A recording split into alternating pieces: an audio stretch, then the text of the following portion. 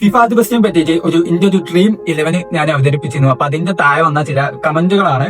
ഒന്നാമത്തെ കമന്റ് ആണ് better consider Salah instead of Yamal എന്നുള്ളൊരു കമന്റ്. അപ്പൊ അതിന് ഉത്തരം പറയാനാണെങ്കിൽ യമാല്, അതായത് ചാമ്പ്യൻസ് ലീഗിലായാലും ലീഗിലായാലും പിന്നെ കപ്പിന്റെ കാര്യം എടുത്താലൊക്കെ യമാല് നാഷൻസിന് വേണ്ടിയിട്ട് എനിക്ക് യമാല് ബെറ്റർ പെർഫോമൻസ് ആണ്. സലാഹ് ലീഗിൽ നല്ല പെർഫോമൻസ് ചെയ്തിട്ടുണ്ട്, കൂടുതൽ ഗോളും കൂടുതൽ അസിസ്റ്റും പ്ലെയർ ഓഫ് ദി സീസൺ ഒക്കെ സലാഹ് തന്നെയാണ്. പക്ഷെ നമ്മളെ ബാക്കിയുള്ള ഈ ചാമ്പ്യൻസ് ലീഗ് അല്ലെങ്കിൽ കപ്പുകളുടെ കാര്യമൊക്കെ വരുമ്പോൾ അത് തോന്നുന്നു FA കപ്പിലൊക്കെ ആദ്യം തന്നെ ലിവർപൂൾ പുറത്തായിട്ടുണ്ട്. അപ്പൊ അങ്ങനെ ഇരിക്കുമ്പോൾ നമ്മൾ സലാഹിനെ അവിടെ വെക്കല് ഒരു ഉചിതമായ തീരുമാനമല്ല. ഇനി അടുത്തൊരു കമന്റ് ആണ് ജാവോ നവസ്. ജാവോ നവസ് നല്ല പ്ലെയറാണ്, കഴിഞ്ഞ സീസണിൽ PSGയുടെ വൺ ഓഫ് ദി ബെസ്റ്റ് പ്ലെയേഴ്സുമാണ്. പക്ഷെ എന്താണെന്ന് വെച്ചാല് നമ്മുടെ ഇന്ത്യ ഡ്രീം ഇതിൽ ആകെ 2 മിഡ്ഫീൽഡേഴ്സ് ഉള്ളൂ. അതിൽ പെഡ്രി മിറ്റീനും തന്നെയാണ് ഏറ്റവും ഫിറ്റ്.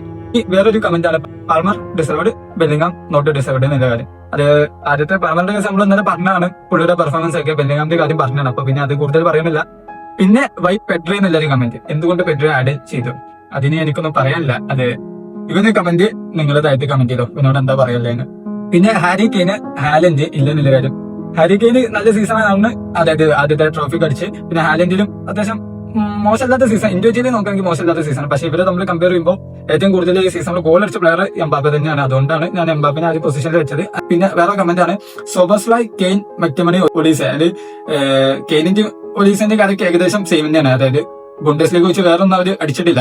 പിന്നെ സോബസ്ലൈന്റെ കാര്യം സലാനെ കൂട്ടി യോജിപ്പിക്കാം. പിന്നെ മക്ടമണിന്റെ കാര്യം പറയാനുണ്ടെങ്കിൽ അതിൽ അവര് ലീഗ് അടിച്ചെന്നില്ല ശരിയാണ്. പിന്നെ കോപ്പ ഇറ്റാലിയയില് അവര് മറ്റേ റൗണ്ട് ഓഫ് 16 തന്നെ പുറം പോയിട്ടുണ്ട്. അതുപോലെ തന്നെ പിന്നെ ചാമ്പ്യൻസ് ലീഗ് വേറെ ഇത് കളിച്ചിട്ടില്ല. അപ്പോ പിന്നെ ലീഗിൽ അവര് ബെറ്ററാണ്. ബട്ട് ഔട്ട്സൈഡ് ലീഗ് നോക്കുകയാണെങ്കിൽ കാര്യമായിട്ട് പെർഫോമൻസ് ചെയ്യാൻ പറ്റിയിട്ടില്ല അവർക്ക്. അപ്പോൾ നിങ്ങളുടെ അഭിപ്രായങ്ങളും കാര്യങ്ങളും എല്ലാവരും കമന്റ് ചെയ്യുക. അതുപോലെ തന്നെ ഫുട്ബോൾ കാര്യങ്ങൾ ഇഷ്ടമാണെങ്കിൽ, നമ്മുടെ കണ്ടന്റ് ഇഷ്ടമാണെങ്കിൽ എല്ലാവരും ഒന്ന് ഫോളോ ചെയ്യുക, ഒന്ന് സപ്പോർട്ട് ചെയ്യുക, ഒരു ലൈക്ക് അടിക്കുക.